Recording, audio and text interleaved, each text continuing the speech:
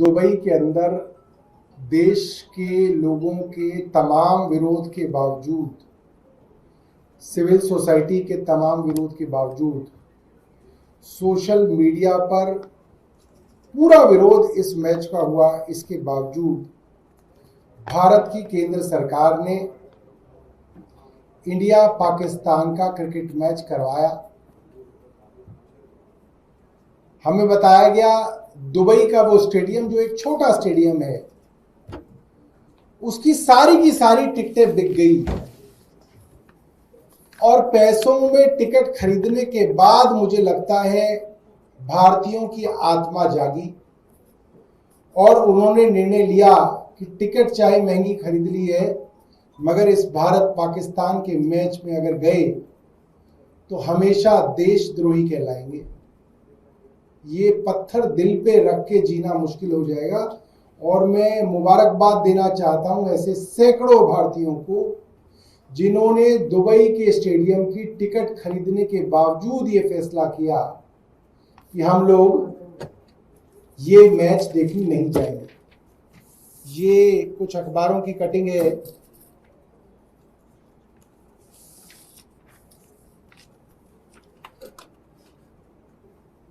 Ticket बिके लेकिन India पाक मैच में खाली रही सीटें, दुबई स्टेडियम पर दिखा बायकॉट का असर। ये अपने आप में बहुत बड़ी बात है दोस्तों कि दुबई जैसे महंगे देश में महंगी टिकट खरीदने के बावजूद हमारे भारतीय लोगों ने ये तय किया कि हम ये मैच नहीं देखेंगे। इस मैच के बायकॉट के विषय में तमाम लोग, मैं तो ये कहूंगा कि भारतीय जनता पार्टी के भी बहुत सारे समर्थक सोशल मीडिया पर केंद्र सरकार को गालियां दे रहे थे कि केंद्र सरकार और भारतीय जनता पार्टी गलत कर रही है। पहली बार ऐसा दिल्ली में हुआ कि भारत पाकिस्तान का मैच हुआ हो और रोहिणी की सोसाइटियों में, द्वारका की सोसाइटियों में, ग्रेटर कैलाश और साउथ एक्स जैसी सोसाइटियों में, डिफेंस कॉलोनी जैसे आरडब्ल्यूओ में बड़ी स्क्रीन पे कोई सोसाइटी ने कोई ऐसा उत्सव नहीं रखा कि साहब भारत पाकिस्तान का मैच है, हम आज बड़ी स्क्रीन पे दिखाएंगे, सब लोग आए। कई रेस्टोरेंट क्लब्स के अंदर हमें सूचना मिली कि ये मैच दिखाने की कोशिश हुई। मुझे खुशी है जहां जहां भी हमारे कार्यकर्ता गए और उन्होंने उस मैच को ना दिखाने की अपील की, ज्यादातर जगहों पे रेस्टोरेंट मालिक, क्लब के मालिक ने वो बात मानी, वहां पे बैठे कस्टमर्स ने वो बात मानी और उन्होंने वो मैच नहीं दिखाया। ये अपने आप में बहुत बड़ी बात है। कोई इस मैच को लेके पब्लिक में एंथुजियाज्म नहीं दिखा, उत्सुकता नहीं दिखी। मैच कहने को भारत की टीम जीत गई है, मगर इसको लेके कोई गर्मजोशी आज भी आपको किसी पान की दुकान पे, चाय की दुकान पे नहीं दिख रही है। एक स्क्रिप्ट भी बनाई गई। रात को जो भारतीय जनता पार्टी के सोशल मीडिया के लोग थे वो मैच देख रहे थे, तो मैच देखने के बाद स्क्रिप्ट भी चलाई गई कि साहब हमारे कैप्टन ने उनके कैप्टन से हाथ नहीं मिलाया, बहुत बड़ा एहसान किया तुमने भारत पे। मुझे लगता है कि भारत क्रिकेट टीम के जो कैप्टन साहब बताए जा रहे हैं, सूर्य कुमार यादव, उन्होंने इस 140 करोड़ के देश में बहुत बड़ा एहसान कर दिया, उन्हें हाथ नहीं मिलाया। मुझे तो लग रहा कि उन्होंने पैदा होकर ही भारत देश पे बहुत बड़ा एहसान कर दिया कि वो हिंदुस्तान में पैदा हो गए। कितने महान है। मुझे लगता है तो उनसे भी महान है जिनके बेटों ने सरहद पे कुर्बानियां दी हैं। ये उनसे भी महान है जो खुद जानते बूझते पाकिस्तान की फौज से, पाकिस्तान के आतंकवादियों से लड़ गए और अपनी शहीदी दे दी। तो उनसे भी महान बताए जा रहे हैं। भारत सरकार, क्योंकि भारतीय जनता पार्टी इनकी महानता का ढोल जो है पीट रही है, तो भारत सरकार चाहे तो इनको कोई भारत रत्न दे दे। सूर्य कुमार यादव जी को भारत रत्न दे देना चाहिए, वो इतने महान है। कि उन्होंने हाथ नहीं मिलाया, ढोल बजाया जा रहा है। मगर भारतीय जनता पार्टी की स्क्रिप्ट और भारतीय जनता पार्टी के फटे हुए ढोल किसी काम नहीं आए। क्यों काम नहीं आए? क्योंकि दिल्ली के इतिहास में मैंने पहली बार देखा भारत पाक मैच में भारत जीता हो और किसी एक आदमी ने दिल्ली में पटाखे नहीं जलाए। एक आदमी ने। मैंने कई जगह पता करके पूछा, आपके यहां रात को पटाखे जले?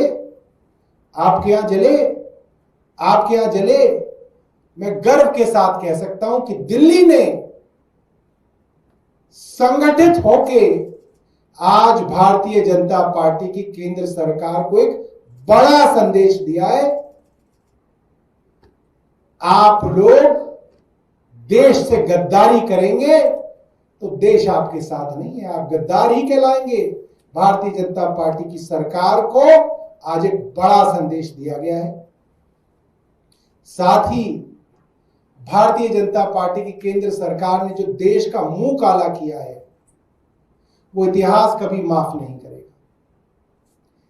ऑपरेशन सिंदूर में सेना जीत रही थी, पाकिस्तान ऑक्युपाइड कश्मीर के ऊपर कब्जा किया जा सकता था, मगर सीज फायर कर दिया गया सरकार द्वारा। सेना को यू टर्न मार के वापस बुलाया गया और उसके बाद 52 सांसदों को, देश के वरिष्ठतम सांसदों को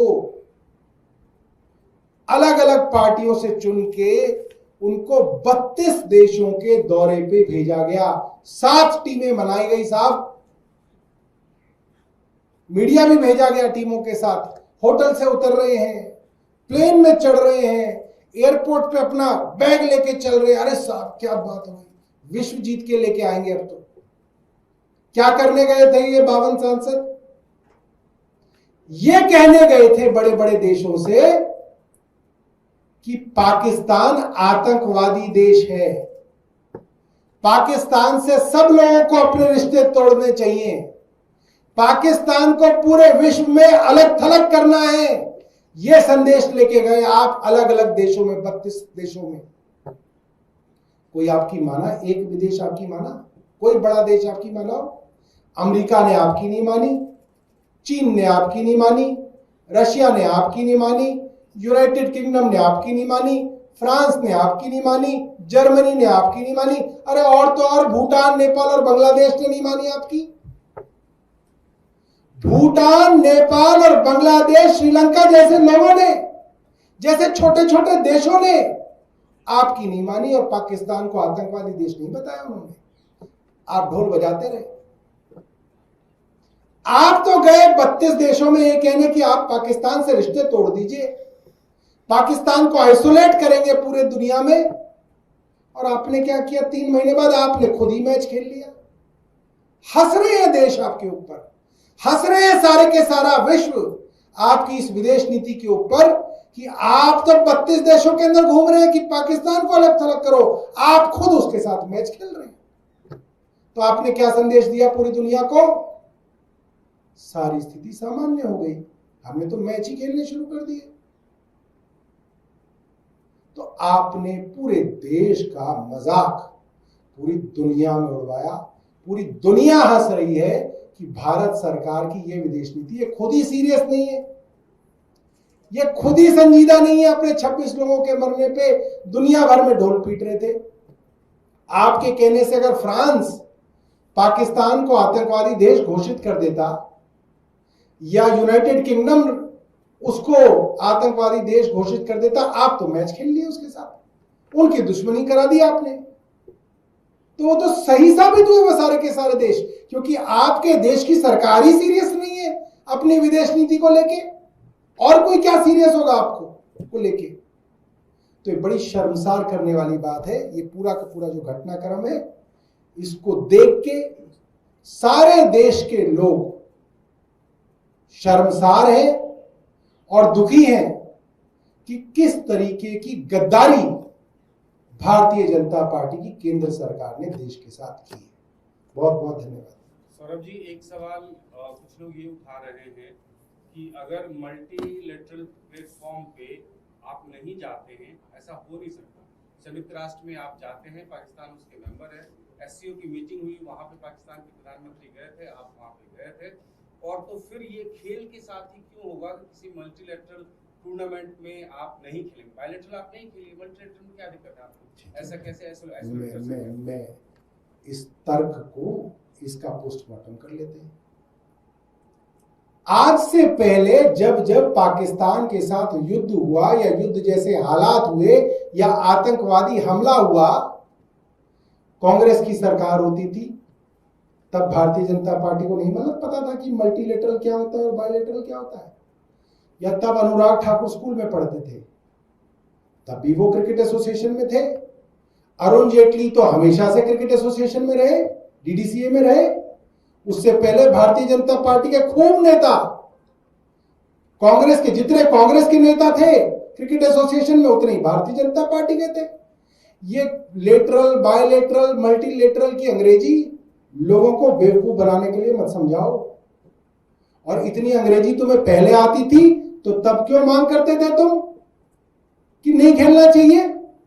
15-15 साल तक भारत ने पाकिस्तान के साथ क्रिकेट नहीं खेला पुरानी सरकारों के दौरान।